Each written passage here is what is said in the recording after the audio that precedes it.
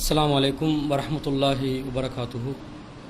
إن الحمد لله نحمده ونستعينه ونستغفره ونعوذ بالله من شرور أنفسنا ومن سيئات أعمالنا من يهده الله فلا مضل له ومن يضلل فلا هادي له وأشهد أن لا إله إلا الله وحده لا شريك له وأشهد أن محمدا عبده ورسوله أما بعد. அகிலத்தை படைத்து பரிபாலிக்கக்கூடிய எல்லாம் வல்ல அல்லாஹ்வுக்கே புகழ் அனைத்தும். அல்லாஹுவின் சத்திய தூதர் எம் உயிரிலும் மேலான கண்மணி நாயகம் ஸல்லல்லாஹு அலைஹி வஸல்லம் அவர்கள் மீதும் அன்னவர்களை பின்பற்றி வாழக்கூடிய அனைத்து முஸ்லிம்கள் மீதும் எல்லாம் வல்ல அல்லாஹுவின் கருணையும் சாந்தியும் என்னென்னும் நிலவட்டுமாக. அன்பிற்குரிய அல்லாஹுவின் நல்லடியார்களே, புனிதமிக்க ரமலான் மாதத்திலே இரவு பயான் நிகழ்ச்சியிலே நாம் கலந்திருக்கிறோம். இந்த அருமையான சந்தர்ப்பத்திலே உலகத்தாருக்கு உளவியல் தீர்வளித்த உன்னத வேதம் என்ற தலைப்பின் கீழே தொடர்ச்சியாக நாங்கள் பார்த்து வருகிறோம். அதிலே இன்றைய தினம் குடும்பத்தின் உளவியல் குறித்து இஸ்லாம் சொல்லக்கூடிய சில செய்திகளை பார்க்கலாம் என விரும்புகிறேன். உளவியலிலே அதிகமாக பேசப்படுகின்ற ஒரு துறைதான் இந்த குடும்பவியல் என்று சொல்லக்கூடிய குடும்பம் சார்ந்த உளவியல். ஏனென்றால் அதிகமானவர்கள் உளவியல் ரீதியான பாதிப்புகளுக்கு உள்ளாகி இருக்கிறார்கள் என்றால் அதற்கு பின்னணியிலே இருக்கக்கூடிய காரணிகளில் மிக முக்கியமான இடத்தை பெற்றிருக்கக்கூடியது இந்த குடும்பம் சார்ந்த பிரச்சனைகள் என்று இன்று உளவியல் ஆய்வாளர்கள் கண்டறிந்துள்ளார்கள். குடும்பத்தை நாங்கள் சரியான முறையில் நிர்வகிக்காவிட்டால், குடும்ப வாழ்க்கையிலே சரியான முறையில் நாங்கள் நடந்து கொள்ளாவிட்டால் அதுவே நம்முடைய வாழ்க்கையிலே நிம்மதியை இழப்பதற்குரிய மிகப்பெரிய ஒரு காரணமாக அமைந்து விடுகிறது. எனவே இந்த இஸ்லாமிய மார்க்கத்தில் குடும்பம் சார்ந்த வழிகாட்டல்கள் ஏராளமாக நாம் பார்க்கிறோம். அந்த வழிகாட்டல்களை சரியான முறையில் நாங்கள் புரிந்து கொண்டால் உளவியல் பாதிப்புகளுக்கு உள்ளாகாமல், மன சிதைவுகள் ஏற்படாமல் நிம்மதியாக வாழ்ந்து மரணிப்பதற்குரிய ஒரு நல்ல ஒரு வாய்ப்பை நமக்கு ஏற்படுத்தி கொள்ளலாம். அல்லாஹு ரப்புல் ஆலமீன் உலகத்தாரில் வாழுகின்ற அனைவருடைய வாழ்க்கையிலும் மிக முக்கியமான 2 அம்சங்களை அல்லாஹ் வைத்திருக்கிறான். அந்த 2 அம்சம்தான் அல்லாஹ் சொல்லக்கூடிய, அந்த அம்சங்களில் தான் அல்லாஹ் சொல்லக்கூடிய நிம்மதியையும் அல்லாஹ் வழங்குகிறார். முதலாவது என்ன தெரியுமா? நாங்கள் வசிக்கின்ற வீடு, இந்த வீட்டிலே ஒரு அமைதியை அல்லாஹ் ஏற்படுத்தி வைத்திருக்கிறார். நாங்கள் யாருமே சிந்திச்சு பார்க்க மாட்டோம். நாங்கள் வாழ்கிற வீட்டில் எங்களுக்கு அமைதியா, நாங்கள் வாழுகின்ற வீட்டிலே நமக்கு நிம்மதியா, அது என்ன என்று நாங்கள் சிந்திக்கலாம். அல்லாஹு ரப்புல் ஆலமீன் அவ்வாறு தான் சொல்லுகிறான். வல்லாஹு ஜஅல லக்கும் மின் புயூதிக்கும் சகனா. அல்லாஹ் தான் உங்களுடைய வீடுகளை உங்களுக்கு அமைதியான இடமாக ஆக்கியிருக்கிறான் என்று அல்லாஹ் சொல்லுகிறான். வீடுகளில் எங்களுக்கு அமைதி இருக்குதான். குடும்பத்தை ரெண்டாவது பார்ப்போம். முதல்ல வீடு இருக்குதே, அது மாடி மாளிகையாக இருந்தாலும் சரி, ஒரு சாதாரண குடிசையாக இருந்தாலும் சரி, வாடகைக்கு இருக்கக்கூடிய இடமாக இருந்தாலும் சரி, சொந்த பணத்தில் நாங்கள் வாங்கி நாங்கள் உரிமை கொண்டாடக்கூடிய வீடாக இருந்தாலும் சரி, நாங்கள் வசிக்கின்ற வீட்டிலே நமக்கு நிம்மதி இருக்கிறது என்று அல்லாஹ் சொல்லுகிறார். இந்த நிம்மதியை நாங்கள் உணரவும் செய்கிறோமா இல்லையா? நாங்கள் என்னதான் ஒரு மிகப்பெரிய சொகுசான வாழ்க்கைக்கு வெளி உலகத்தில் வந்து அந்த வாழ்க்கையை அனுபவித்தாலும் நம்முடைய சொந்த வீட்டில் அல்லது நாம் வசிக்கின்ற வீட்டில் நமக்கு கிடைக்கக்கூடிய நிம்மதியை நாங்கள் வெளி உலகத்தில் அடைவோமா? டூர் போகிறோம். இப்போ ஏப்ரல் சீசனில் நூறேலிக்கு நிறைய பேர் போகலை, ஆனால் வளமையாக போவாங்க தானே. போகிறவங்க என்ன எதிர்பார்ப்பாங்க? அங்கே போனால் ராகத்தாக இருந்து சுற்றுலா பயணத்தில் அப்படியே உல்லாசமாக இருந்துட்டு வரணும்னு நினைப்பாங்க. கண் கொள்ளா காட்சிகள் எல்லாம் பார்க்க வேண்டும், இயற்கையான காட்சிகள் இதெல்லாம் பார்க்கணும், அதை அப்படியே கண் குளிர்ச்சி மன அமைதி ஆறுதல் அடையணும், இப்படியெல்லாம் விரும்பி தான் போகிறோம் நாங்கள். ஆனால் அங்கு செல்லக்கூடிய நாங்கள் வீட்டில் நாங்கள் தங்குற மாதிரி ஒரு ஃபீலிங் அங்கே இருக்கக்கூடிய லட்ஜில் எங்களுக்கு கிடைக்குமா? ஒரு நாளைக்கு 10,000 ரூபா வாடகை எடுத்தாலும், ஒரு நாளைக்கு 20,000 ரூபா வாடகை எடுத்தாலும், எவ்வளவு சொகுசான ஹோட்டல் நாங்கள் புக் பண்ணினாலும் நாங்கள் வசிக்கிற வீட்டில் இருக்கிற நிம்மதி அங்கே கிடைக்காது. வீட்டுக்கு எப்படா திரும்புவோமே இருப்போம். ஆனால் லொஜிக்க பாருங்க, தர்க்க ரீதியாக சிந்தித்தால் தப்பு தானே. நாங்கள் எதுக்கு போனோம்? நிம்மதியா சந்தோஷமா கண் குளிர்ச்சியா மன ஆறுதலுக்காக சுற்றுலா போனா அங்கிருந்து எப்ப வீட்டுக்கு திரும்புவோம் பார்த்து கொண்டு இருக்கிறோம். ஏன் வீடுகளில் அல்லாஹ் ரப்புல் ஆலமீன் ஒரு அமைதியை ஏற்படுத்தி வைத்திருக்கிறான். அந்த வீடு கட்டுமானத்தில் அமைதியா, கட்டுமானம் சுவர் எழுப்பி மாளிகைகளை அமைச்சு அதுல குளிர வைக்கிறதுக்கு ஏசியை போட்டா அப்ப வந்து நிம்மதி கிடைக்குமேண்டா. கூடுதலா ஏசியை போட்டா சளி பிரச்சனை தான் வரும், அவனுக்கு வந்து நிம்மதியா வரும். அவ பில் அங்கிட்டால போனா பொருளாதார பிரச்சனை வரும், கரண்ட் பில் எல்லாம் தலைக்கு மேல ஏறி அப்படி சிக்கல்கள் தான் வரும். அதுவா இல்லை. அல்லாஹு ரப்புல் ஆலமீன் இந்த வீடுன்னு நாங்கள் நிரந்தரமா தங்குற இடத்துல நாங்கள் நடந்து கொள்ளக்கூடிய விதத்திலே எங்களுக்கு ஒரு ஆறுதலை கொடுக்கலாம் பாருங்க, நிம்மதியை. அந்த நிம்மதியை நாங்கள் பெற்றுக்கொள்ள வேண்டும். அதான் சாந்தமான உள்ளத்துக்கு கிடைக்கிற ஆறுதல், அமைதியான உள்ளத்துக்கு கிடைக்கிற ஆறுதல். அதை நாங்கள் பெற்றுக்கொள்றோமா இல்லை. ரெண்டாவது, அல்லாஹு ரப்புல் ஆலமீன் நிம்மதியை தர்ற அடுத்த இடம் என்ன எல்லாருக்கும் தெரியும், நம்முடைய மனைவிமார்கள். மனைவிமார்கள் என்றா நம்முடைய சொன்னதுனால மனைவிமார்கள்ல வந்து அல்லாஹ் ஒரு ஆறுதலை வச்சிருக்கிறதா அல்லாஹ் சொல்றான். எப்படி சொல்றான்? வமின் ஆயாத்திஹி அன் ஹலகலக்கும் மின் அன்ஃபுசிக்கும் அஸ்வாஜா. அல்லாஹ்வுடைய அத்தாட்சிகளில் ஒன்றுதான் உங்களிலிருந்தே உங்களுக்கு ஒரு ஜோடியை அல்லாஹ் படைத்தது. எதற்காக? லிதஸ்குனு இலைஹா, அவளிடம் அமைதியை பெறுவதற்காக. இரண்டாவது அமைதி பொண்டாட்டிக்கிட்ட, மனைவிமார்களிடம், மனைவியிடம் என்று அல்லாஹ் சொல்லுகிறார். மனைவியிடம் அமைதியை பெறுறோமா? பெறவங்க எல்லாம் கை உயர்த்துங்கன்னு கேட்டா எத்தனை பேர் தான் உயர்த்த போறாங்க? அப்ப அந்த மாதிரி ஒரு நிலைமை தானே எல்லாருக்கும் இருக்குது. ஏன் எல்லாரும் இந்த ஒரு இவ்வளவு அல்லாஹு ரப்புல் ஆலமீன் வேற எந்த சமுதாயத்துக்கும் இது இல்ல, முஸ்லிம்களுக்கு தான் இது. இந்த ஆறுதல், இந்த அமைதி முஸ்லிம் சமுதாயத்துக்கு. வீட்டுல அமைதி, மனைவியிடம் அமைதி அல்லாஹ் முஸ்லிம்களுக்கு கொடுத்திருக்க. அதிகமான முஸ்லிம்கள் தான் இந்த அமைதியை தொலைத்துக் கொண்டிருக்கிறார்கள். ஏதோ என்ன பல காரணங்களை சொல்லியோ இந்த ரெண்டுலையும் அமைதியை நாங்கள் இழந்து கொண்டு இருக்கிறோம். இதுக்கு காரணம் என்னன்னா, குடும்பம் சம்பந்தப்பட்ட உளவியல் அல்லாஹ் சொல்லி இருப்பதை சரியான முறையில் நாங்கள் சிந்திக்கவில்லை, சரியான முறையில் படிக்கவில்லை. படிக்காத காரணத்தினால் தான் இவ்வளவு பிரச்சனைக்கு நாங்கள் வந்து முகம் கொடுத்து கொண்டு இருக்கிறோம். திருமணம் என்ற என்ன? இரண்டு மனங்கள் இணைவது திருமணம். ரெண்டு மனங்கள் வந்து சேருது. ரெண்டு மனங்கள் வந்து சேர்ந்தா அந்த ரெண்டு மனசு வந்து ரெண்டு மனசு தானே. என்னதான் ஒன்று சொல்லுவான். எப்ப சொல்லுவான்? அந்த திருமணம் அந்த நடைபெற அந்த அந்த கால நேரத்தில் சொல்லுவான். என்ன சொல்லுவான்? நீனும் நானும் ஒண்ணு அப்படின்வான். ரெண்டு பேரும் சேர்ந்து தின்னுவோம் மண்ணு அப்படியா? இல்ல, நீ நானும் ஒண்ணுதான். எப்படி ஒண்ணு? அன்புக்காக, பாசத்துக்காக ஒண்ணு என்று சொல்லுவோம். ஆனா உண்மையிலே ஒண்ணா? ரெண்டு தானே. இரண்டு உள்ளங்கள், இரண்டு உள்ளங்கள் தான் திருமண பந்தம் மூலமாக, இன்னும் சொல்ல போனால் இரத்த பந்தமும் இல்லை, வெறுமனே ஒரு ஒப்பந்தம் மூலமாக இணைகிறார்கள். அந்த ஒப்பந்தம் மூலமாக இணைஞ்ச உடனே கணவன் என்ன நினைக்கிறாரு? இவன் நான் சொல்ற மாதிரியே கேட்டு வாழணும். மனைவி என்ன நினைக்கிறார்? இவர் நான் சொல்ற மாதிரியே கேட்டு வாழணும். நடக்கிற காரியமா? நான் கேட்கிறேன், இரத்த பந்தத்தில் வரக்கூடிய ரெண்டு பேர் ஒரே மாதிரி திங்க் பண்ணி காட்டுங்க. நானும் தம்பியும் ஒரே மாதிரி திங்க் பண்ணுவியா? தாத்தாவும் தங்கச்சியும் ஒரே மாதிரி திங்க் பண்ணுவியா? பண்ண மாட்டோம், பண்ண மாட்டாங்க. அதான் யதார்த்தம். அவ எங்கேயோ பிறந்து, எங்கேயோ வளர்ந்து, எங்கேயோ ஒரு இடத்துல வாழ்ந்து வந்தவர்கள் எந்த விதமான ஒரு பழக்க வழக்கத்தில் இருந்திருப்பாங்க. திடீரென்று வந்த உடனே 20-25 வருஷத்துக்கு பிறகு, இப்ப அப்படி சொல்றேன்னா 10-13 வருஷம் சொல்லணும், குயிக்கா கல்யாணம் முடிக்கிறாங்களே.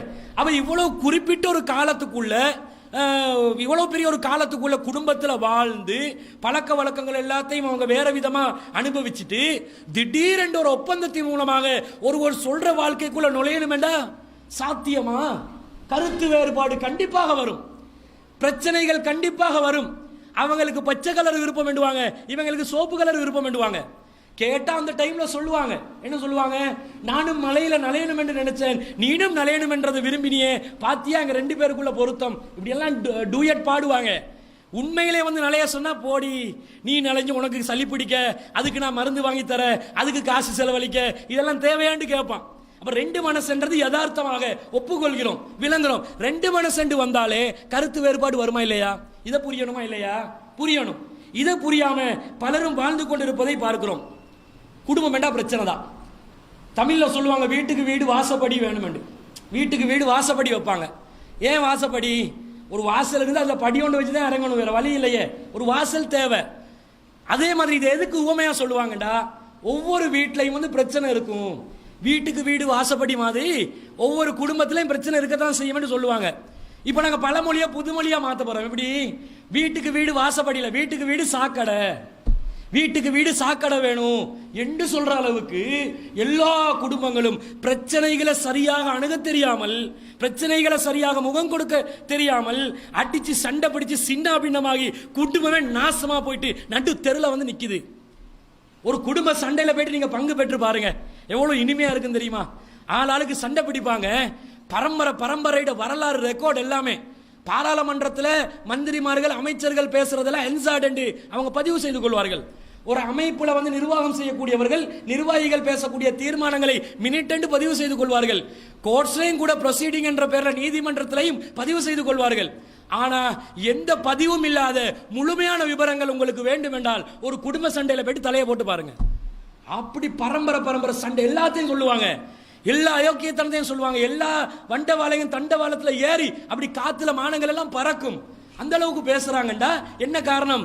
அண்டர்ஸ்டாண்டிங் இல்ல, சரியா புரிஞ்சு கொள்ள இல்ல, சரியா வந்து இவங்க விளங்கல. உண்மையிலே இந்த குடும்ப பிரச்சனைகள்ல அதிகமான பிரச்சனைகளுக்கு காரணம் யார்? கணவனா மனைவியா? சொல்லுங்க சொல்லுங்க பாப்போம்.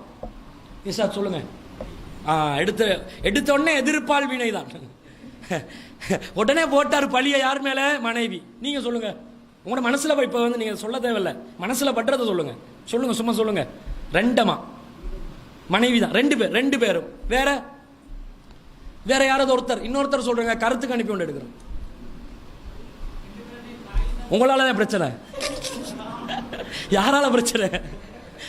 நான் யாரால பிரச்சனை கேட்டா நீங்க எப்படி கையோஸ்தி இப்படி காட்டீங்க, நான் இதான் கேட்டேன் உங்களால பிரச்சனை. சரி, என்னண்டா பொதுவா கேட்ட ஆண்கள் என்ன சொல்லுவாங்க? மனைவியால பிரச்சனை. மனைவி என்ன சொல்லுவாங்க? கணவனால பிரச்சனை. உண்மையிலே நபிகள் நாயகம் ஸல்லல்லாஹு அலைஹி வஸல்லம் அவர்கள் சொன்ன உளவியலில் பிரச்சனை இருப்பது கணவனிடம்தான், எந்த மாற்று கருத்தும் இல்லை. அதுக்கு காரணம் என்னன்றதை பார்க்கணும். இப்ப பொம்பளைகளா சந்தோஷம், நாங்க தப்பிட்டோமே, எங்களை சொல்லலையே. இல்ல, உங்ககிட்ட ஒரு பிரச்சனை இருக்குது, அதை இவன் புரியாம நடக்கிறான் பாருங்க, அதனால இவன் தவறு செய்கிறான். பெண்களிடம் ஒரு பிரச்சனை இருக்குது. என்ன? எப்ப பார்த்தாலும் நெகட்டிவா திங்க் பண்ணுவாங்க, எப்ப பார்த்தாலும் தனிமைப்படுத்தப்பட்ட நிலையில் சில சிந்தனைகளை முன்வைப்பார்கள். எப்ப பார்த்தாலும் தனக்கு யாருமே இல்லை, நான் தன்னிச்சு இந்த உலகத்தில் வாழ்றேன் என்ற ஒரு உளவியல்ல தான் பெண்கள் இருப்பாங்க. இதை வந்து நபிகள் நாயகம் எப்படி சொல்றாங்கடா, ரசூலுல்லாஹ் சொல்றது பாருங்க, இஸ்தௌசு பின் நிசா, பெண்கள் விஷயத்தில் நீங்கள் நல்லதே எண்ணுங்கள், நலவை நாடுங்கள். ஏன் தெரியுமா? ஃபைனல் மர்அத ஹுலிகத் மின் லிலஇன், பெண்கள் விலா எலும்பின் மூலமாகத்தான் படைக்கப்பட்டுள்ளார்கள். வைன்ன அஹ்வஜஸைன் ஃபில் லிலஇ அஹ்வாஹு, இந்த விலா எலும்புல ஒரு பகுதி இருக்குது, அது எப்பயுமே கோணலா தான் இருக்கும். நபிகள் நாயகம் சொல்றாங்க, நீங்கள் என்ன செய்யக்கூடாது?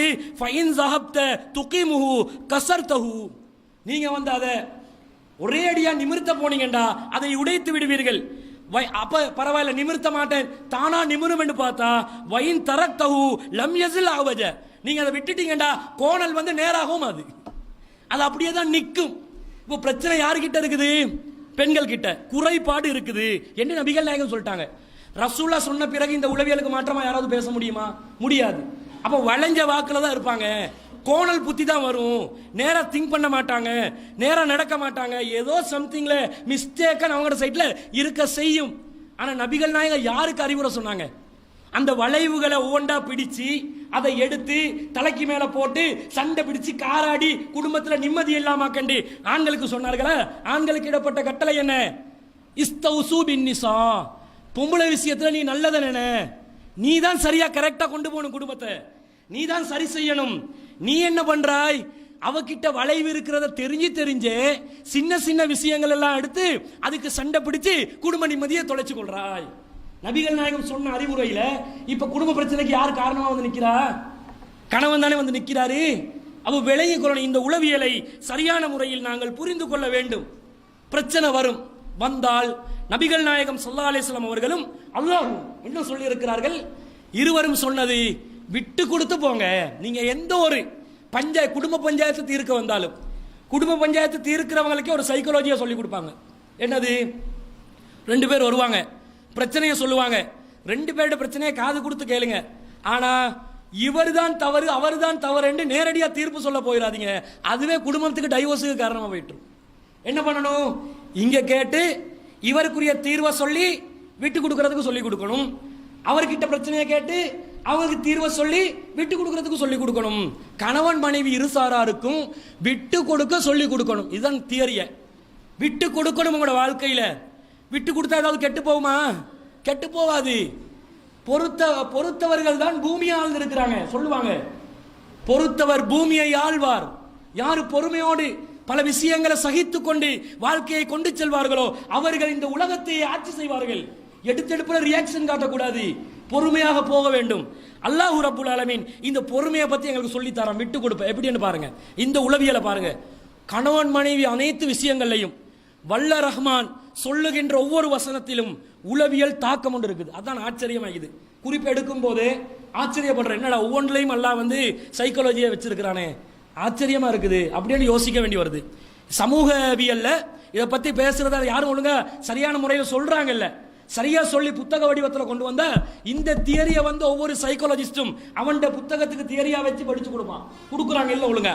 அல்லாஹ் என்ன சொல்றான்னு பாருங்க.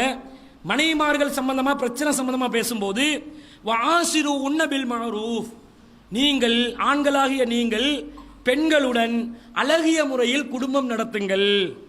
வயின் கரைதுமு உன்ன, நீங்கள் ஏதாவது ஒரு விஷயத்தை அவர்களிடம் வெறுத்தால் ஃபாஸா அன் தக்ரஹு ஷைஅன், நீங்கள் ஒரு விஷயத்தை வெறுப்பீர்கள். வயஜ்அல் அல்லாஹு ஃபீஹி கைரன் கஸீரா, அல்லாஹ் அதிலே பல நன்மைகளை வைத்திருப்பான். நீங்க வெறுப்பீங்க. என்ன வெறுப்பீங்க?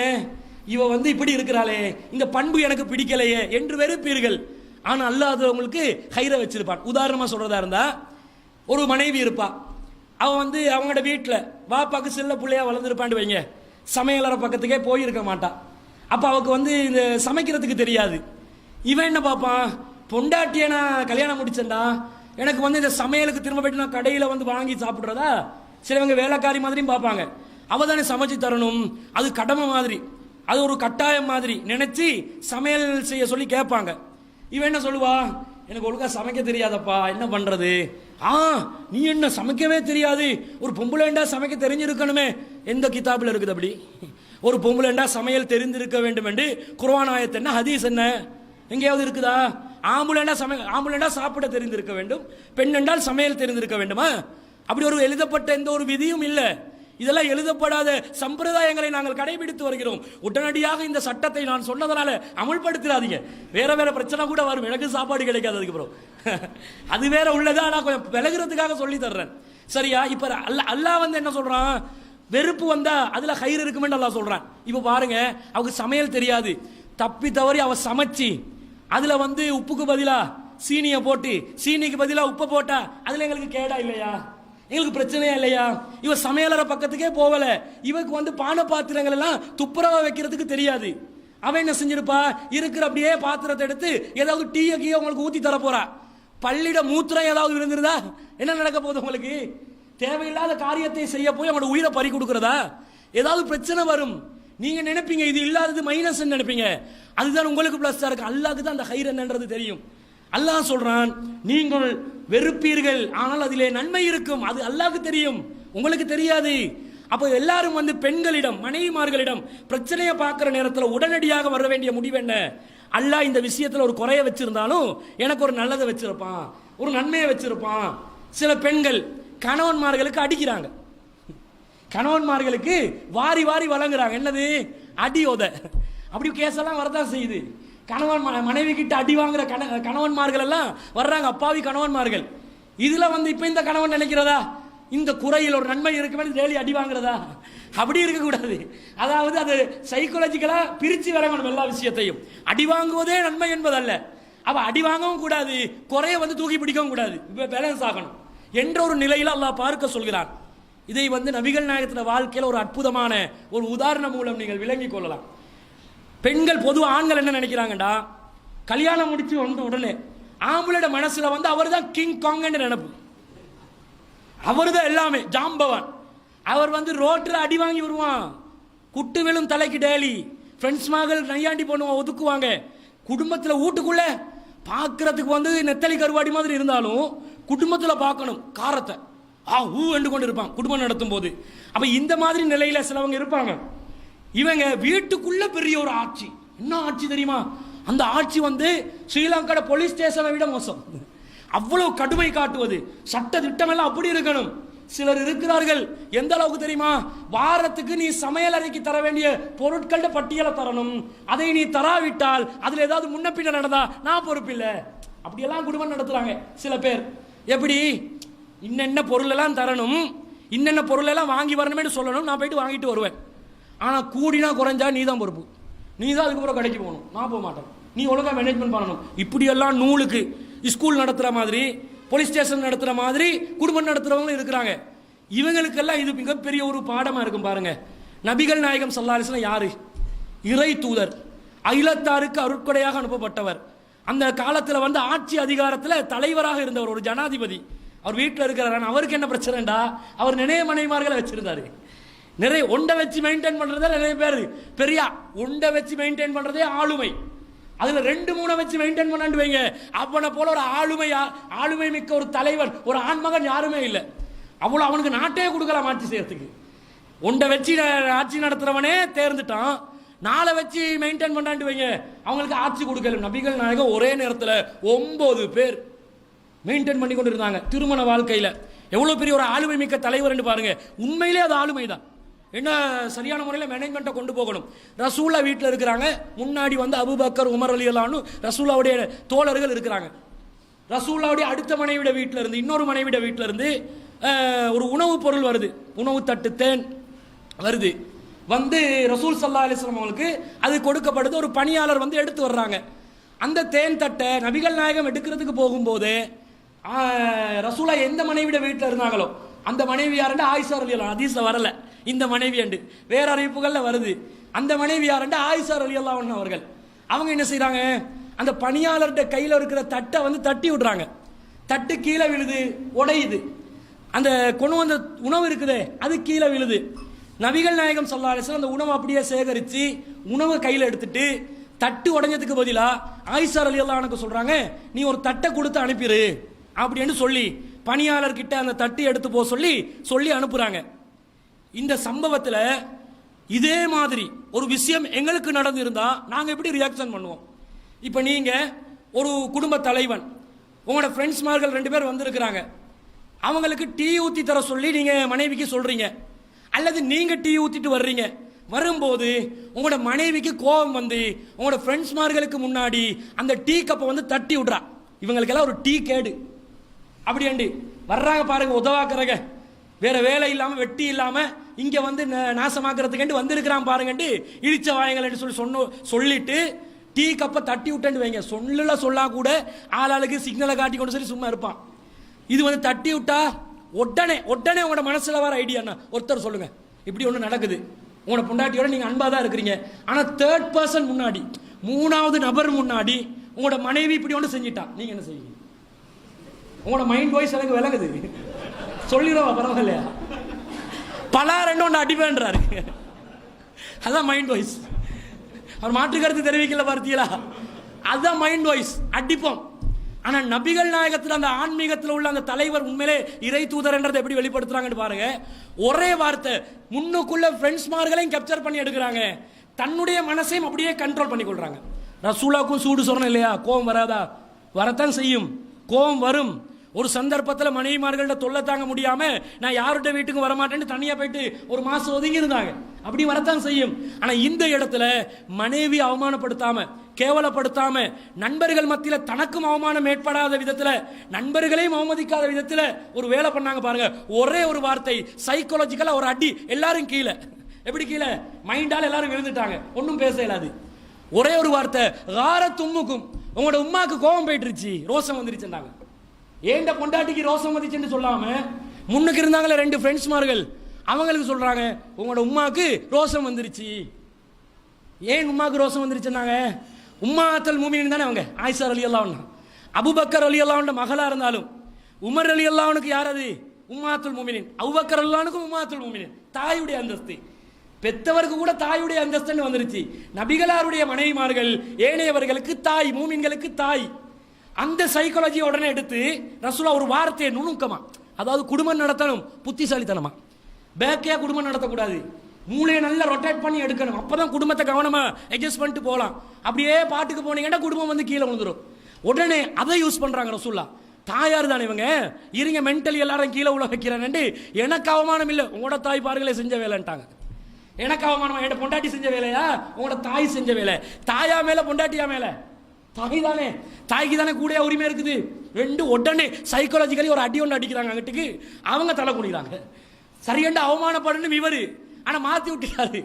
பாருங்க இந்த மாதிரி நுணுக்கமா. இப்ப நீங்க டீ கப்பை தந்து பொண்டாட்டி அடிச்சோன்னு உடனே ஃப்ரெண்ட்ஸ் மார்களுக்கு உங்களோட உமாக்கு கோபம் போச்சுட்டா அந்த உடஞ்ச கோப்பையால உங்களுக்கு அடிப்பா. இதுவளவு போதாதுக்கு என்ன கிளவி ஆக்கிட்டியான்னு, இது போதாதுக்கு என்ன கிளவி வேற ஆக்கிட்டியாடா அப்படின்ட்டு அந்த அடி விழுந்துரும். அது சொல்ல வரல, அந்த இடத்துக்கு ஏற்ற மாதிரி சமாளிச்சு விட்டு கொடுத்து போறத நபிகள் நாயகம் ஸல்லல்லாஹு அலைஹி வஸல்லம் அவர்கள் ஆர்வம் ஊட்டி இருப்பதை பார்க்கிறோம். இது குடும்பத்தை பிரச்சனை இல்லாம கொண்டு போறதுக்குரிய ஒரு வழி, விட்டு கொடுப்பு. விட்டு கொடுத்து போங்க, என்ன ஆக போகுது? உங்களோட பொண்டாட்டி தானே, உங்களோட மனைவி தானே. நீங்க ஆறுதல் அடைகிற இடம் ஆறுதலா இருக்கணுமா இல்லையா? நீங்க ஒரு இடத்துல ஆறுதல் அடைய போறீங்க, அந்த இடம் ஆறுதல் இல்லாட்டி அதை எப்ப பார்த்தாலும் ஃபயர் ஆன்ல இருக்குது. அந்த டெம்பரேச்சரை நீங்க தானே இறக்கணும், அப்பதான் உங்களுக்கு லாபம். அது எப்ப பார்த்தாலும் பத்தி கொண்டிருந்தா உங்களுக்கு தொடையெல்லாம் போகுமே, சுடுமே, உங்களுக்கு நோவின வருமே, உங்களோட தோல் கருகி போகுமே. அப்ப அந்த இடத்த கூல் பண்றதுக்கு வழி என்ன என்றதை கொஞ்சம் பாருங்க. இதுக்காகத்தான் நபிகள் நாயகம் கொஞ்சம் பொய்யும் சொல்லேலும்ன்றாங்க. பொண்டாட்டியை கொஞ்சம் சேவ் பண்றதுக்கு கொஞ்சம் அப்படி இப்படி பொய்யை அடிச்சு விடுங்கன்றாங்க. அதுக்காக இல்லாத பொய்யெல்லாம் சொல்லக்கூடாது. உள்ள எல்லா வேலையும் செஞ்சுட்டு வந்து இல்லம்மா செல்லம்மாண்டு வரக்கூடாது. கொஞ்சம் அப்படி இப்படி அட்ஜஸ்ட் பண்ண, அவளை பார்த்து நீ தாண்டி அழகி, எவ்வளவு பேரை ரோட்ல பார்த்தாலும் உன்ட அழகு வந்து நிக்கதே இல்லை, உண்மையிலே பச்சை பொய் தான் அது. ஆனா சும்மா சொல்லிக்கொள்ள வேண்டியதா, காரியத்தை சாதிச்சு கொள்ளுமா இல்லையா? கூலா இருக்கணும், ஆளோட கூல். எப்ப பார்த்தாலும் ஆள் அமைதியாக வைக்க வைக்க எங்கட நிம்மதியும் எங்களுக்கு தொடர்ச்சியாக கிடைக்கும். ஆனா இந்த இப்படி கணவன் மனைவி ஏதோ ஒரு விட்டு கொடுப்போட சரி நடப்பாங்க. ஆனா மூணாவது ஒரு பார்ட்டி வந்து நுழைவாங்க பாருங்க குடும்பத்துல, இவங்களால தான் நிறைய பிரச்சனை. இலங்கையில விவாகரத்து சம்பந்தப்பட்ட துறையில ஒருவர் வந்து கருத்து தெரிவிக்கிறாங்க ஒரு பேட்டியில, அவனோட பேர் குறிப்பிடப்படலை, நோட் பண்ண கிடைக்கல. அவங்க சொல்றாங்க, இலங்கையில் விவாகரத்து அதிகமாகுவதற்கு காரணம் கணவன் மனைவி அல்ல, அவங்களுடைய வாழ்க்கையில மூக்கை நுழைவிக்கும் மூன்றாவது நபர். மூன்றாவது நபர் யாரு? உடனே மைண்ட் வாய்ஸ் ஆன் பண்ணுங்க. மாமியாரு. மனைவிக்கு மாமியாரு. மனைவிக்கு அடுத்ததா வரக்கூடிய பிரச்சனை யாரால? இந்த கணவருடைய குடும்பத்தில் மதனிகள் வருவாங்களே, மைனி, இந்த மைனிகளால பிரச்சனை. இது கணவன் சைடில் வரக்கூடிய பிரச்சனை. பொண்டாட்டிட சைட்ல எல்லாம் பிரச்சனை பண்ண வர மாட்டாங்க. பொம்பளை புள்ளைய பெற்றவங்க எப்பயுமே மாப்பிள்ளை குடும்பத்தோட அட்ஜஸ்ட்மெண்ட்ல இருக்க தான் பார்ப்பாங்க. ஏண்டா அது இது சொல்லி நியாயத்தை பேச போயிட்டு நடுத்தரில் விட்டுட்டு போயிடக்கூடாது. மாப்பிள்ளை வந்து சுத்த அயோக்கியனா இருப்பான். ஆனா பொம்பளை புள்ளைய பெற்ற வாப்பா என்ன சொல்லுவாரு, அந்த மாமனாரு, ஏண்ட மருமகன் தங்க மாப்பிள்ளை, இந்த மாப்பிள்ளை கிடைக்காது யாருக்கும், இப்படி சொல்லிக் கொள்ள வேண்டியதான். ஏன்னா பொம்பளை புள்ளையில பெற்று இருக்கிறாங்க, அவன் கை விட்டுட்டு போனா யாரு பாக்குறா என்ற மனநிலையில இப்படி பார்ப்பாங்க. ஆனா அதிகமான பாதிப்புகள் யாராலண்டா மாமியாராலும் மைனியாலும். இவங்க தான் பிரச்சனை. இவங்க என்ன செய்வாங்க, மாமியார் என்ன நினைக்கிறது, பொன் பார்க்க போற நேரத்துல இருந்து கல்யாணம் முடிக்கிற நேரத்துல இருந்து குடும்பம் நடத்துற வர காட்டில் அவட அட்வைஸுக்கு கீழே தான் மகன் செய்யணுமா எல்லாத்தையும். மகன் வந்து தாயோட பாசத்தில் இருப்பான். பொதுவாக தாயோட பாசமா எல்லாரும் இருப்பாங்க. அந்த பாசத்தை இவ பிளஸ் பாயிண்ட் ஆகி கொண்டு இவளோட இருக்கிற பாசம் குறையக்கூடாதுன்ற ஒரு மனோ ரீதியான ஒரு பாதிப்புக்குள்ளாகி பொண்டாட்டி மேல பாசம் போயிடும், என்ன கவனிக்க மாட்டான், என்னோட அன்பா இருக்க மாட்டான், இவவாவே ஒரு ஈகோ வளர்த்து கொண்டு ஒரு தாழ்வு மனப்பான்மையை ஏற்படுத்தி கொண்டு உடனே தன்னுடைய மகனை கண்ட்ரோல் பண்ண பார்க்கறது. எப்படி? பொண்டாட்டியோட நிம்மதியா பேச விடுறதே இல்லை. கொஞ்சம் ரெண்டு பேரும் தனியா பேசிக்கொண்டா அங்க என்ன பேச்சு, இங்க வா அப்படின்றது. பேசுறதுக்கு தானே கல்யாணம் முடிச்சிருக்குது, வேற எதுக்கு கல்யாணம் முடிக்கிறது? கல்யாணம் முடிச்சு புதுசுல ரூமை லாக் பண்ணி கொண்டு ரெண்டு பேரும் இருப்பாங்க, அவங்க பேசிக்கொண்டு இருப்பாங்க, எதையும் பண்ணி கொண்டு இருப்பாங்க. இவங்க போயிட்டு டிஸ்டர்ப் பண்றது, நீ வரலையா, டீ வச்சுக்கிறேன் வா, வெளியே வா. ரெண்டு பேரும் நிம்மதியா இருக்க விடுறது இல்ல. அவ பொண்டாட்டி என்ன உடுக்கணும் என்று, மருமகள் என்ன உடுக்கணும் என்றதெல்லாம் தீர்மானிக்கிற இவங்க. இலங்கையில் ஒரு அளவு பரவாயில்லை. இலங்கையில் இந்த பிரச்சனை ஒரு அளவுக்கு கிழக்கு மாகாணத்தில் தலை தூக்கி இருக்குது. ஆனா இலங்கை நாடு எடுத்துக்கொண்ட ஒரு அளவுக்கு அல்ஹம்துலில்லாஹ் அல்லாஹ் காப்பாற்றி வச்சிருக்கிறான். இந்த மாமியார் கொடுமை தமிழ்நாட்டுக்கு போனீங்கன்னா அவ்வளவுதான். காலையில் உடுக்கிற ட்ரெஸ்ல இருந்து நைட்ல உடுக்கிற நைட்டி வர காட்டிலும் தீர்மானிக்கிறது மாமியார் தான். எல்லாமே அவங்க தான் தீர்மானிப்பாங்க. சீதனம் பிரச்சனை வேற இருக்குது. இந்த மாதிரி ஒரு டோர்ச்சர் பண்ணி இவக்கு வந்து மாப்பிள்ளை கிட்ட நிம்மதி கிடைக்குதோ இல்லையோ, மாமியார் கிட்ட அவர் நிம்மதியா விளக்குறான். சொந்த மகளை வந்து இப்படி பார்க்க மாட்டாங்க. மருமகள் என்று வரும்போது வேற்றுமையான ஒரு பார்வையில் மருமகளை போட்டு நோவினை செஞ்சு அவனை நிம்மதியான வாழ்க்கையை இழக்க வைப்பாங்க. உங்களோட மகள் வந்து இன்னொருத்தருக்கு இன்னொரு வீட்டுக்கு போய் வாழ்ற வாழ்க்கையில நீங்க தொந்தரவு பண்ண மாட்டீங்க. அப்ப இன்னொருத்தி வந்து உங்களோட வீட்டுக்கு வந்து வாழும்போது எதுக்கு தொந்தரவு பண்றீங்க? இதனால் தான் பல பிரச்சனைகள் வருது. அடுத்த மைனி வருவா. மைனி வந்து என்ன சொல்லுவா? மைனி ஏதாவது வீடு வந்து இது கூட்டணும் சொன்னா சும்மா படுத்துக்கொண்டு கொஞ்சம் கூட்டினா என்ன போகுது? அதை துவைக்கலையா, இதை பண்ணலையா, அந்த சமையல் அறைக்கு வந்து அந்த வேலையை பார்க்கலையா, இதை பார்க்கலையா? அவ வந்து நானாண்ட வச்சுக்கொண்டு அந்த நானா பெரிய சூப்பர் ஹீரோன்னு நினைப்பு, ஒண்ணுக்கு உதவாத வேணவன். ஆனா அந்த நானா என்ற அல்லது தம்பி என்ற ஒரு காரணத்தை மட்டும் கையில் எடுத்துக்கொண்டு இவளை போட்டு நசுக்கி இவளை நிம்மதியை தொலைக்க வச்சு அவவே வந்து 20 வருஷம் ஒரு வீட்டில் வளர்ந்துருப்பா. வளர்ந்து வேறொரு வீட்டுக்கு தான் வந்திருக்கிறா. தனிமையை உணர்வா. எப்பயுமே பெண்களுக்கு வந்து அந்த தியாகம் இருக்குது, யாராலும் செய்ய முடியாது. எங்களுக்கு ஒரு சாதாரணமா ஒரு மாச காலத்துக்கு ஒரு வெளிநாட்டில் ஒரு பயணத்துல இருந்து வரையலாம் இருக்குது, எங்களோட குடும்பத்தை பிரிஞ்சு இருக்கலாம் இருக்குது. காலம் முழுவதும் குடும்பத்திலிருந்து பிரிஞ்சு வரக்கூடிய ஒரு மனநிலையை அவங்க ஏற்படுத்தி கொள்றாங்க. அதை நினைச்சாவது அவங்களோட நல்லா இருக்கணுமா இல்லையா? நல்லா இருக்கிறது இல்லை, அவங்கள நிம்மதியை கெடுக்கக்கூடிய வேலையை இந்த 2 பேர் மேல அதிகமான முறையில் செய்யறாங்க. இது தவறு. ஏன் தவறு தெரியுமா? உண்மையிலே இப்படி செஞ்சா அவங்க முஸ்லிமே இல்லை. ரசூல் என்ன சொன்னாங்க? அல் முஸ்லிமு மன் சலிமல் முஸ்லிமுன மின் லிசானி வயதிஹி. முஸ்லிம் என்றா நாவாலும் கரத்தாலும் பிறருக்கு தீங்கிழைக்க கூடாது. நீங்க தீங்கிழைச்சா நீங்க முஸ்லிம். அப்ப முஸ்லிம் என்று பேருக்கு சொல்லிக்கொள்ள வேண்டியதான். உண்மையான முஸ்லிம் கிடையாது என்று அல்லாஹ்வின் தூதர் ஸல்லல்லாஹு அலைஹி வஸல்லம் சொல்றாங்க. இதுல கவனம் செலுத்தணும். அடுத்த பிரச்சனை பண்ணக்கூடியவங்க யாருண்டா? நண்பர்கள், கூட்டாளிமார்கள் கொஞ்சம் பேர் இருக்கிறாங்க பாருங்க. அவங்க தான் அடுத்த பிரச்சனை. குடும்பத்தில் இந்த விவாகரத்துக்கு காரணமாக கூடியவர்கள் நண்பர்கள் என்ன பண்றாங்க? நண்பர்கள் எப்ப பார்த்தாலும் இவருடைய வீட்டுக்கு போறது, கணவருடைய வீட்டுக்கு போயிட்டு டீயை ஊத்தி தாங்கன்றது, அது கேட்கறது, இதை கேட்கறது, எல்லாமே கேட்பாங்க. இதை சகஜமா என்ன செய்வாங்க? எடுங்கன்னு இவரும் சொல்லுவாரு, ஊத்தி கொண்டாந்து குடுமா. அவ வந்து ஊத்தி கையில வச்சு கொண்டு இருப்பா, நீயே வந்து குடுமா அப்படின்டுவாங்க. அவங்க வந்து நீ சபையில வந்து என்ன செய்வாங்க? பரிமாறுவாங்க. பரிமாறும் போது ஒரு தமாஷ் பண்றது, என்ன தாத்தா சோமாய்க்கிறீங்களா, என்ன தங்கச்சி, என்ன செய்தி, கொஞ்சம் பேசிக்கொள்றது. ஆரம்பத்தில் கொஞ்சம் வெக்கப்படுவாங்க பேசுறதுக்கு கணவனுடைய நண்பர்களோட. போக போக பழக அவங்க சாதாரண ஃப்ரெண்ட் ஆகிடுவாங்க. எந்த அளவுக்கு? நெருக்கமா பேசி பழகுற அளவுக்கு ஃப்ரெண்ட் ஆகிடுவாங்க. இதனால் பல பாதிப்புகள் வருகிறது. இஸ்லாம் இப்படி அனுமதிக்க சொல்லுதா? அஜ்னபி மஹ்ரமி என்ற ஒரு சட்டத்தை பார்க்க சொல்லுதா இல்லையா? யாரோடு பேசணும், யாரோடு பழகணும், எப்படி பேசணும், எப்படி பேசக்கூடாது என்பதை இஸ்லாம் சொல்லி இருக்குதா இல்லையா? சொல்லி இருக்குது. ஒரு பெண் வருவதாக, கணவனுடைய நண்பர்கள் வருவதாக இருந்தால் மனைவி எந்த நிலையில் காட்சி அளிக்கப்பட வேண்டும்? இஜாபோட காட்சி அளித்தால் பரவாயில்லை. இவ இஜாபோடைய வீட்டில் இருப்பா. எங்கட பொம்பளையில் நிறைய பேர் வந்து ரோட்ல தான் இஜாபை கடைபிடிப்பாங்க, வீட்டில் கடைபிடிக்கிறது இல்லை.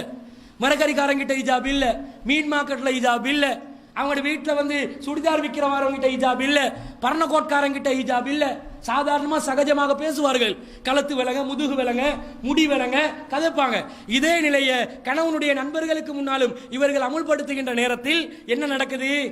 தேவையில்லாத உறவுகள் ஏற்படுகிறது. இவங்க காலப்போக்கில் என்ன செய்வாங்க? கணவன் இல்லாத நேரத்திலும் அவர்களை வீட்டுக்கு அனுமதிப்பார்கள். வீட்டுக்கு சகஜமாயிருச்சே, வந்து போனாரு. எனக்கு தெரிஞ்ச பல பேர் இருக்கிறாங்க. என்ன செய்வாங்க தெரியுமா?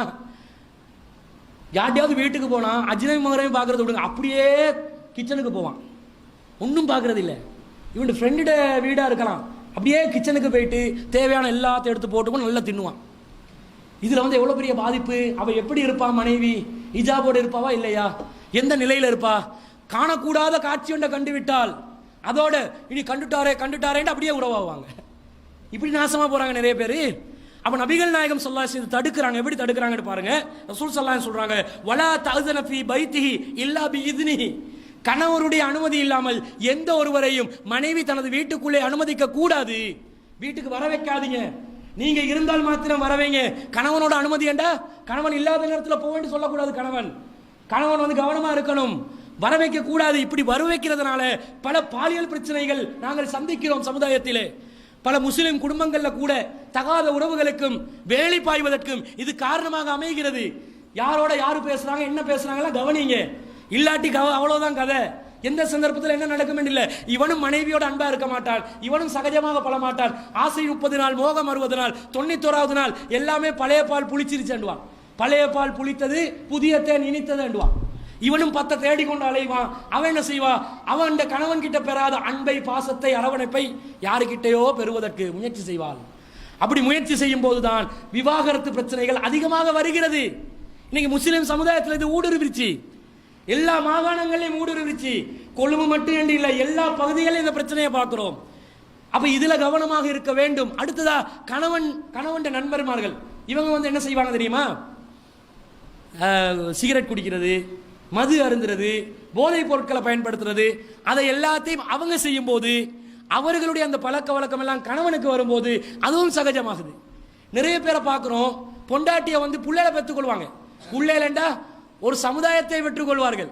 ஒருத்தர் 2 பேர் இல்ல, சமுதாயமா பெற்றுக்கொள்றாங்க. எங்க சமுதாயத்தில் நல்லதுதான். இவ்வளவு பெற்றுக்கொள்றவன் கூடுதலா வீட்டில் தான் இருக்கணும், ரோட்ல இருக்கக்கூடாது. கவனிப்பெல்லாம் இருக்கணுமா இல்லையா? வீட்டில் புள்ளையிலையும் கவனிக்கணும். ஏன்னா 10 பெத்து போட்டுன்னு வைங்க, அது எந்த புள்ள எந்த இடத்துல இருக்குமே தெரியும். ஒன்று டொய்லெட்டுக்குள்ள இருக்கும், கொமண்டுக்குள்ள, இன்னொன்று கபட்டுக்குள்ள இருக்கும், இன்னொன்று மொத்த மாட்டில் இருக்கும். இப்படி ஒவ்வொரு திசையில செதறிக்கொண்டு இருக்கும். அப்ப இதுகளை கவனிக்கணும் கூடுதலா. குறிப்பாக இப்படி செய்யக்கூடியவர்கள் மனைவியையும் கூடுதலான கண்காணிப்புல வைக்கணும், கூடுதலான அரவணைப்புல வைக்கணும். ஏண்டா அவ மேல பாசம் இல்லை. இவர் விடிய விடிய ரோட்ல, கொழும்புல அதிகமானவங்க என்ன பண்றாங்க, அவங்களோட காலம் இரவு நேரங்கள்ல எங்க நடக்குது? புதுக்கடை பஜார்ல, கொம்பனி தெரு பஜார்ல, அல்லது ஏதாவது ஒரு ரெஸ்டாரண்ட்ல பேசி என்னத்தை பேசுறான்னு தெரியும். பேசுற பேச்சு மார்க்கத்தில் பயான் மட்டும் பேசினான்னு வைங்க, நிறைய ரிவார்ட் கிடைக்கும் மறுமையில. என்னத்தை பேசுறாங்களோ தெரியாது, பேச்சு பஜார்ல சந்தைகளில் இவர்கள் கால நேரத்தை கழிக்கிறார்கள். வீடுகளில் கால நேரம் கழிப்பது கிடையாது, கம்மியாக கழிக்கிறாங்க. இதனால் பல பிரச்சனைகளுக்கு அவர்கள் முகம் கொடுத்து கொண்டிருப்பதை பார்க்கிறோம். அப்ப இந்த நிலை நல்லது இல்ல. இது எதிர்த்தரப்பினரால் வரக்கூடிய நிலை. உள்ளுக்குள்ள கணவன் மனைவி இருக்கிறாங்களே அவங்களாலையும் பிரச்சனை வருது. 2 பேர் அண்டர்ஸ்டாண்டிங்ல நிறைய பிரச்சனை வருது. அந்த உளவியலையும் அல்லாஹ் தஆலா ஒரே ஒரு குர்ஆன் வசனத்துல, இந்த குர்ஆன் வசனத்தை மட்டும் அண்டர்ஸ்டாண்ட் பண்ணீங்கடா உங்களுக்குள்ள பிரச்சனை இல்லைன்ற அளவுக்கு அல்லாஹ் சொல்றான். என்ன குர்ஆன் வசனம்? அல்லாஹ் சொல்றான், ஹுன்ன லிபாசுல் லக்கும் வ அன்தும் லிபாசுல் லஹுன்ன. நீங்கள் அவர்களுக்கு ஆடை, அவர்கள் உங்களுக்கு ஆடை. ஒரே வசனம். ஆடை என்று அல்லாஹ் சொல்லிட்டான். Dress, கணவன் மனைவி என்பவர்கள் 2 பேரும் ஒருவருக்கொருவர் ஆடைகள் அப்படி என்று அல்லாஹ் சொல்றான். ஆடை என்றால் என்ன? இப்ப Dress என்றா என்ன செய்யும்? என் மேல எப்பயுமே தொங்கிக் கொண்டே இருக்கும். இப்ப என் ஷர்ட் என் மேல இருக்குதானே என்ன அர்த்தம்? என் பொண்டாட்டி என் மேல தொங்கிக் கொண்டு இருக்கிறான்னு அர்த்தம். உங்களோட மேல உங்களோட Dress இருக்குதானே என்ன அர்த்தம்? உங்களோட பொண்டாட்டி உங்களோட மேல தொங்கிக் கொண்டு இருக்கிறான்னு அர்த்தம். இந்த ஃபீலிங் மட்டும் ஆண்கள் கணவன்மார்கள் மனைவிமார்களுக்கு துரோகம் செய்ய மாட்டாங்க. இந்த ஃபீலிங் மனைவிமார்களுக்கு கணவன்மார்களுக்கு துரோகம் செய்ய மாட்டாங்க. எப்பயுமே மேல சுமந்து கொண்டு இருக்கிறோமா? ட்ரெஸ் இல்லாம இருப்போமா? ஒரு மனிதனுடைய வாழ்க்கையில அதிகமான மணித்தியாலங்கள் ட்ரெஸ்ஸோட இருப்பானா, ட்ரெஸ் இல்லாம இருப்பானா? ட்ரெஸ் இல்லாம இருக்கக்கூடியது ஒரு 5-10 நிமிஷம். ட்ரெஸ் இல்லாம அறவே இல்லாம இல்ல, ஒரு குறிப்பிட்ட ஆடைகளோட, குறைந்த அளவிலான ஆடைகளோட பாத்ரூம்ல வாஷ் பண்ணும் போது மட்டும் இருப்பான். மற்றபடி அதிகமான ஆடைகளோட தான் இருக்கிறான். அப்ப அதிகமான நேரம் நம்முடைய வாழ்க்கையில் அதிகமான காலம் யாரோட இருக்கணுமா? மனைவியோட இருக்கணும். ஆனா எப்படி இருக்கிறாங்க? மனைவியோட இல்ல, ரோட்ல இருக்கிறாங்க. இதை பாக்குறோமா இல்லையா? அடுத்த ட்ரெஸ் என்ன? வெயில் வந்தாலும் மழை வந்தாலும் எதற்கும் தாங்கக்கூடிய நிலையில் ட்ரெஸ் இருக்கும்.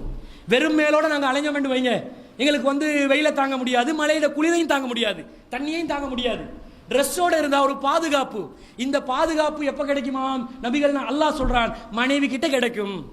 மனைவி உங்களுடைய ஆடை, உங்களை பாதுகாக்கக்கூடியது மனைவிதான். பொண்டாட்டி இல்லைன்னு வைங்க, ஊர் மேய்வான், போவான், எங்கேயும் போவான். கண் போன போக்கிலே கால் போகலாமா என்று பாட்டு தான் படிப்பான். உண்மையிலே போவான், கண் போன போக்கில் போவான், எங்க கிடைச்சாலும் பரவாயில்லன்னு போவான். இதானே உண்மை, இதானே யதார்த்தம், இதானே ஆண்களுடைய உள்ளம். எல்லாம் ஓனாய் போல தான், எப்ப கவ்வலாம்னு தானே எல்லாரும் இருக்கிறான். இதான யதார்த்தமான நிலை. அப்ப இந்த நிலை இல்லாமல் இருப்பதற்கு என்ன செய்யணும்? எங்களை பாதுகாக்கக்கூடிய விதத்தில், மானங்களை எங்களை எல்லா கௌரவங்களையும் பாதுகாக்கக்கூடிய விதத்தில் நம்முடைய மனைவி இருக்கிறாள். அவள் எங்களை பாதுகாப்பாள், ஆபத்திலிருந்து பாதுகாப்பாள், அவமானப்படாமல் எங்களை பாதுகாப்பாள் என்பதை எல்லாம் இந்த வசனத்துல அல்லாஹ் ரத்தின சுருக்கமா அல்லாஹ் சொல்றான். இதை புரிஞ்சு எத்தனை பேர் நடக்கிறோம்? மனைவியை ஒரு ஆடையாக எத்தனை பேர் பார்க்கிறோம்?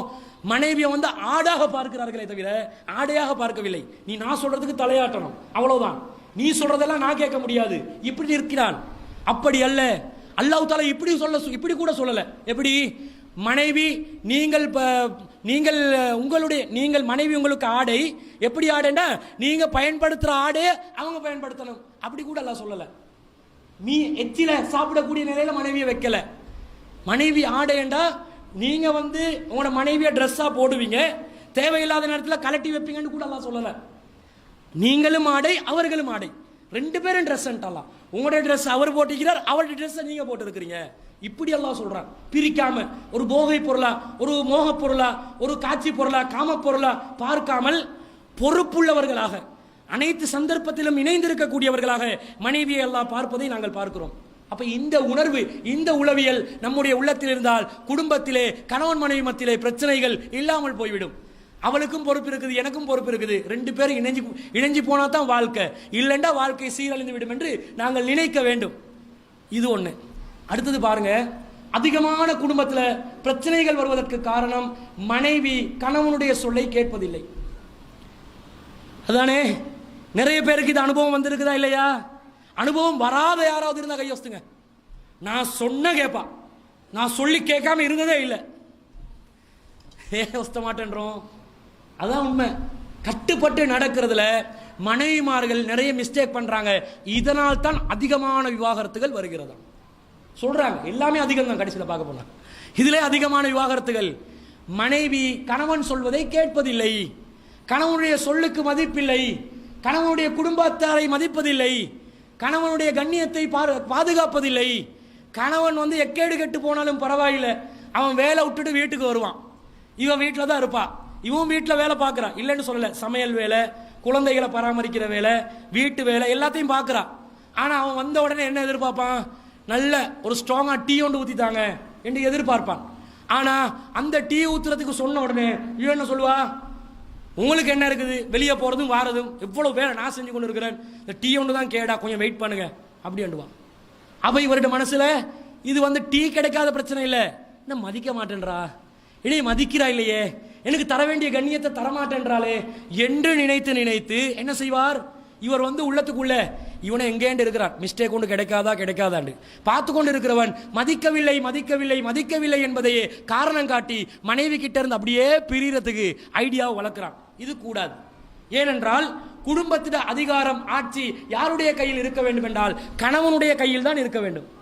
அல்லாஹ் சொன்னது கணவன் கையில குடும்பத்தில் அதிகாரம் இருப்பதாக.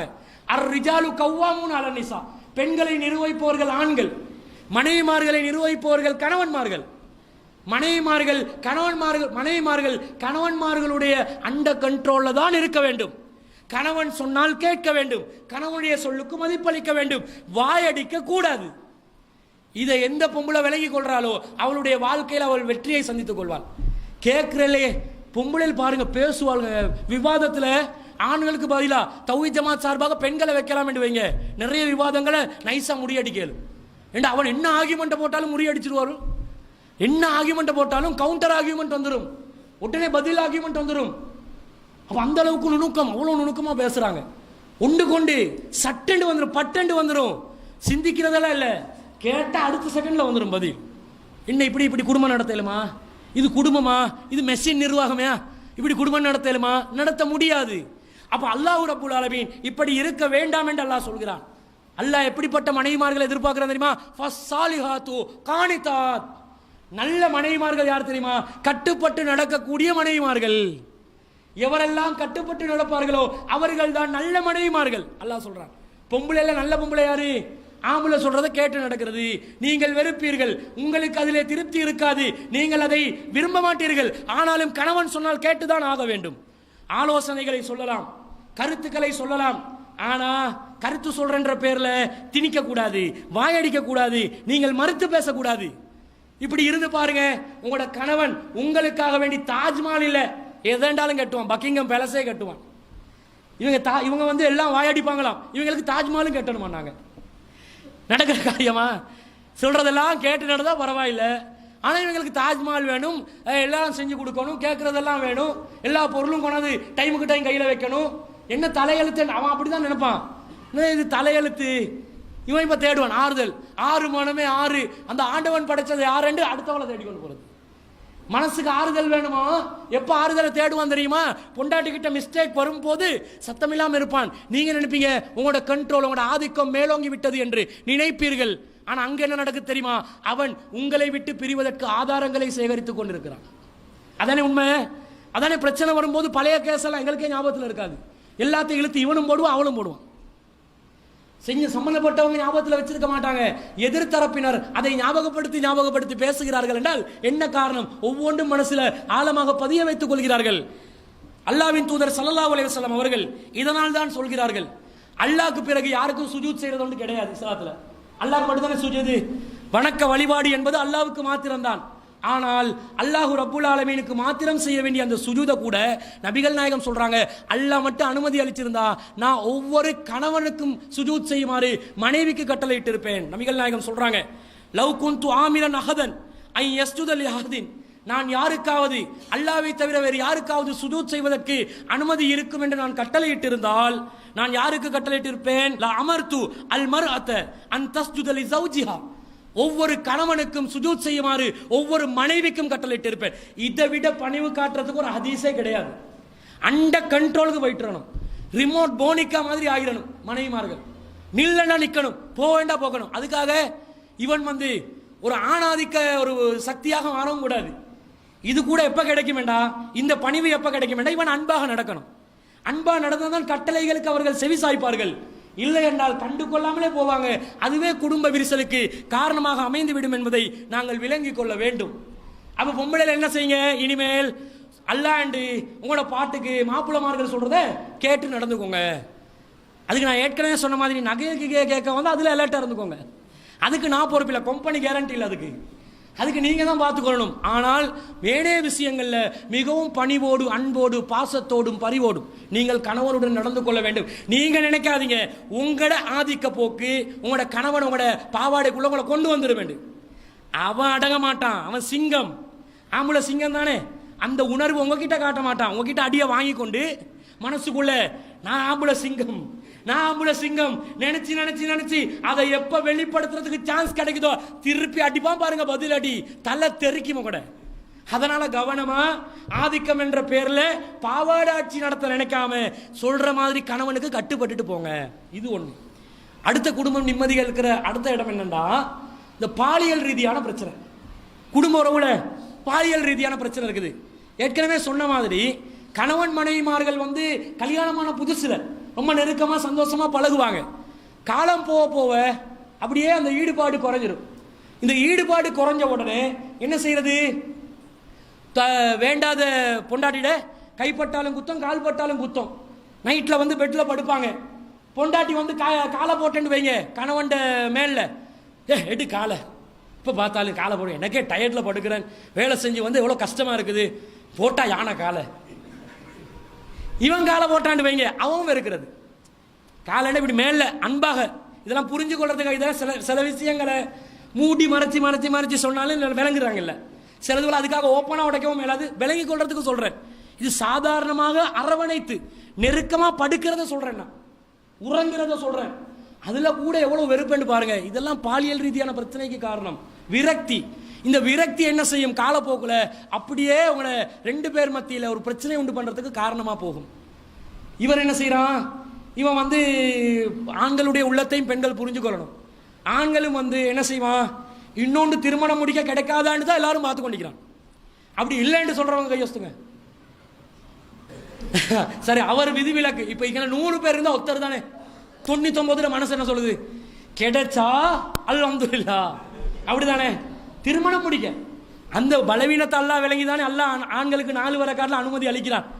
அதுக்காக 4 திருமணத்தை வலியுறுத்தல, 1 தான் வலியுறுத்தப்பட்டுள்ளது. 4 வரக்காட்டிலும் போறதுக்கு அனுமதி ஏனண்டா ஆண்களுடைய உள்ளம் இந்த நிலையில தான் இருக்குது. அவ பெண்கள் என்ன நினைக்கணும்? பாலியல் ரீதியான விஷயத்துல இவன் உள்ளம் தடுமாறி போய்விடக் கூடாது என்பதற்காக அவள் அந்த கணவனை கவரக்கூடிய விதத்திலே நடந்து கொள்ள வேண்டும். அதானே உண்மை. எப்பயுமே உடல் கவராது, உடல் உறுப்புகள் கவராது. அது கொஞ்ச நாள்ல அது விரக்திகளை ஏற்படுத்திடும். எது கவரும் என்றால் அன்பும் பாசமும், நடந்து கொள்ற விதம், பாசத்தை காட்டுற விதம், வெளிப்படுத்துற விதம், இதுதான் என்ன செய்யும்? கவரும். இப்ப பொண்டாட்டி மகளோட பேசுறது இருக்குது, அது அன்பா பேசலாமா இல்லையா? பொண்டாட்டிக்கு ஐ லவ் யூ சொல்ல மாட்டான் நிறைய பேர்.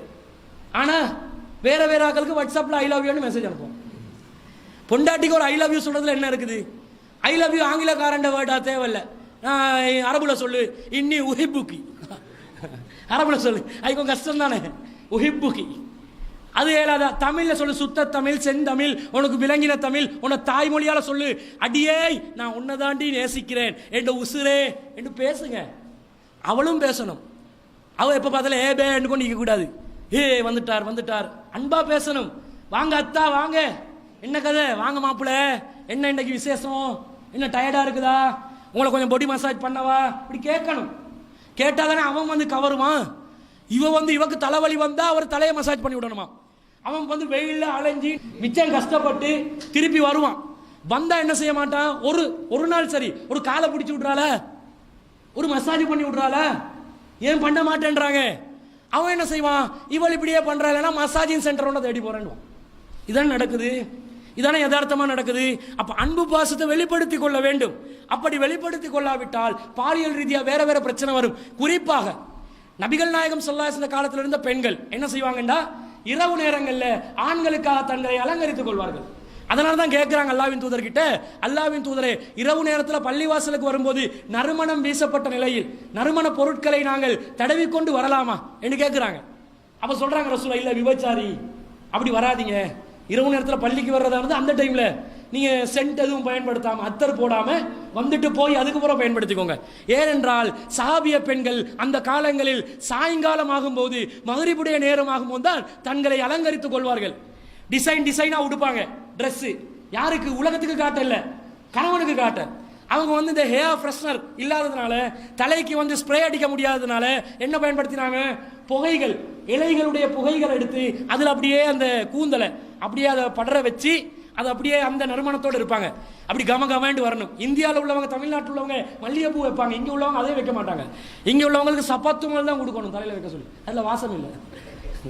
அப்போ ஏதாவது ஒரு அந்த ஃப்ரெஷ்னஸ், அந்த புதுமையை, அந்த பொலிவை கணவனுக்கு காட்டணும், டெய்லி காட்டணும்.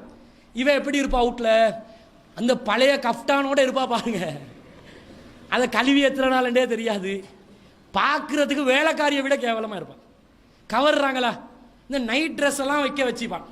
அதை வந்து உடுத்துக்கொண்டு பகலில் போகக்கூடாது, அது ஹராம். கணவனுக்கு ரூம் லாக் பண்ணி அதை போட்டு காட்டலாமா இல்லையா? அப்படி போட்டு காட்டினா தானே இவன் வேற வேற ட்ரெஸ் எல்லாம் பார்க்காம இருப்பான். அப்போதானே இவன் உள்ளதை கட்டுப்படுத்தலாம். நீ விதவிதமாக கவர்ச்சியை ஏற்படுத்தி கொள்ள வேண்டும், ஆடைகளில் வெளிப்படுத்த வேண்டும். நீ பார்த்ததுக்கு பழைய வாஷிங் மெஷின் மாதிரி இருந்தா உங்ககிட்ட வருவானா? வரமாட்டான், ஒதுங்குவான், தூர போவான். அது யாருக்கு பாதிப்பு? நீ நினைப்பாய் எனக்கிட்ட வரதானே வேணும், அவரு வரமாட்டான். எங்க உங்ககிட்ட வரது? அவன் வேறு வழிகளை தேடிக் கொள்வான். அப்படித்தானே உலகம் இன்றைக்கு எல்லாத்தையும் வந்து காட்டி இருக்குது. எல்லாமே இன்றைக்கு லேசாக்கப்பட்டிருக்குது. பாவமான காரியங்களை நெருங்குவது லேசாக்கப்பட்டிருக்குது. அதனால தான் நெருங்க வேணாம் என்ற கட்டளை போடுறான். அப்ப மனைவிமார்கள் தான் அந்த உளவியலை புரிஞ்சு கொள்ளணும். கணவனை என்னுடைய அந்த கவர்ச்சிக்குள்ளே நான் வைத்துக் கொள்ள வேண்டும். அதற்குரிய வழி நான் கட்டுப்பட்டு நடப்பது, அன்பாக பேசுவது, என்னுடைய உடல் தோற்றத்திலே அலங்காரங்களை வெளிப்படுத்திக் கொள்வது. கணவனுக்கு அனுமதிக்கப்பட்ட அலங்காரத்தை காட்டவே மாட்டாங்க. நகை வச்சிருப்பாங்க வீட்டில், எப்பயாவது நகையோட கணவனுக்காக காட்சி அளிச்சிக்கிறாங்களா? மனசை தொட்டு சொல்லுங்க. பெண்கள் கிட்ட கேட்கிறோம், உங்களை விளங்குது இல்லை, நீங்களாம் நான் கேட்குற மாதிரி நினைச்சுக்கோங்க.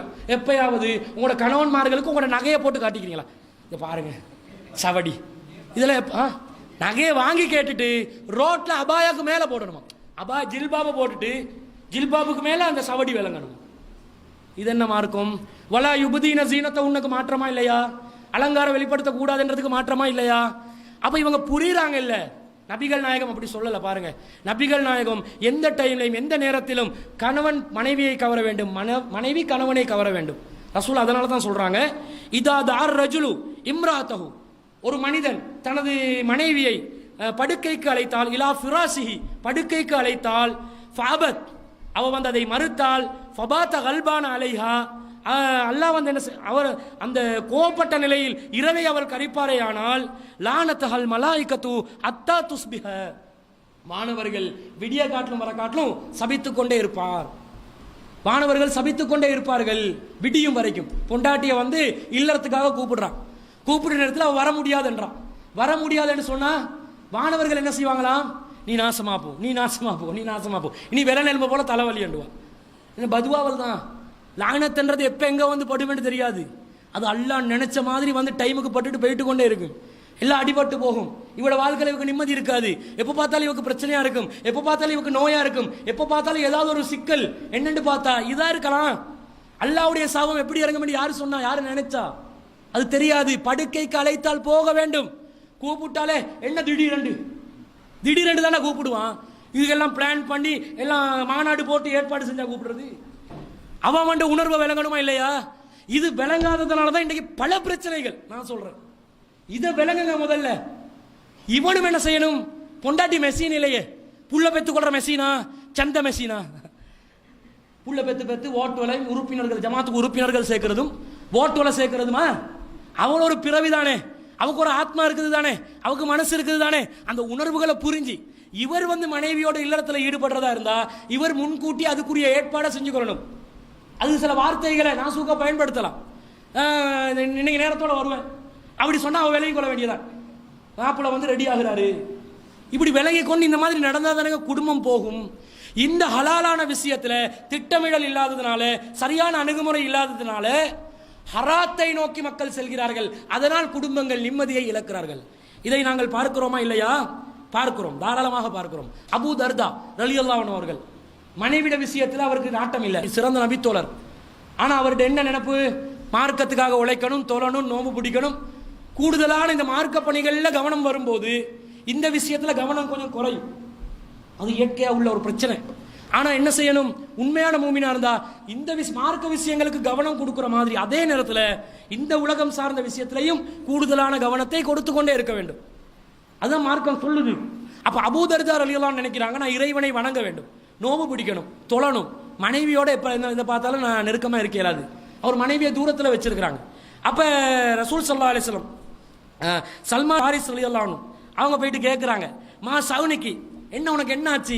அலங்கோலமா காட்சி அளிக்கிறாய், என்ன ஆச்சு? ஏண்டா இந்த அபூ தர்தாவோட தான் சல்மான் ஃபாரிஸ் ரலியல்லாஹு அன்ஹு ரசூலா சேர்த்து விடுறாங்க நண்பர்களாக, உடன் பிறந்த சகோதரர்கள் மாதிரி அந்தஸ்தாகிரும்.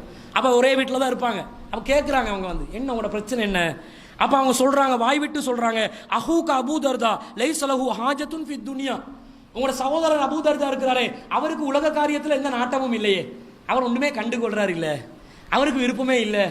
இது பொண்டாட்டி இல்லறத்துல வந்து யாருக்கு அதிகமான தேவை இருக்குன்னு தெரியாது, அதெல்லாம் அளந்து பார்க்க இயலாது.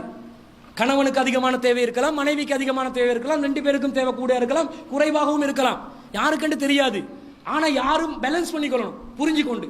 அது அவங்களுக்கு தான் தெரியும்.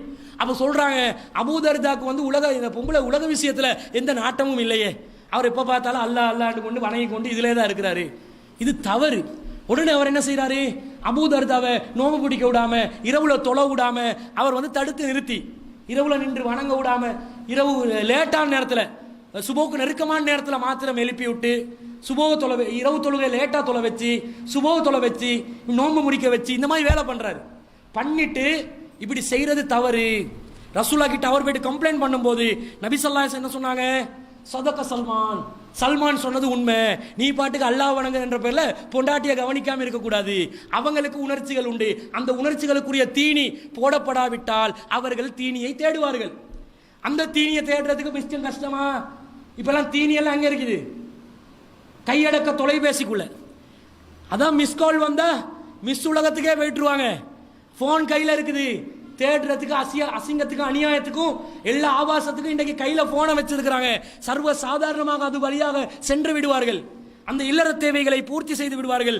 அல்லாஹ்வின் தூதர் அதனால் தான் தடுத்தார்கள். இன்னலி ஜௌஜிக அலைக ஹக்கா, உன் மனைவிக்கு செய்ய வேண்டிய கடமைகள் உண்டு. வைன்னலி ஜௌஜிக அலைக ஹக்கா, மீண்டும் சொல்கிறார்கள், உன் மனைவிக்கு செய்ய வேண்டிய கடமைகள் உண்டு, அதுல கவனமாயிரி, இல்லாவிட்டால் நீ நிம்மதி இழப்பாய். அதுக்கு பிறகு மானம். எவ்வளவு நம்பிக்கையா இருந்தோம், எவ்வளவு பாசமா இருந்தோம், அது துரோகம் செஞ்சிட்டாலே போயிட்டாலே அது நீ தாண்டா காரணம், உன்னுடைய கண்ட்ரோல் இல்லை, நீ ஒழுங்கா நடக்கல. இதனால் பல பிரச்சனைகள் இன்று நாங்க குடும்பங்கள்ல பார்க்கிறோம்.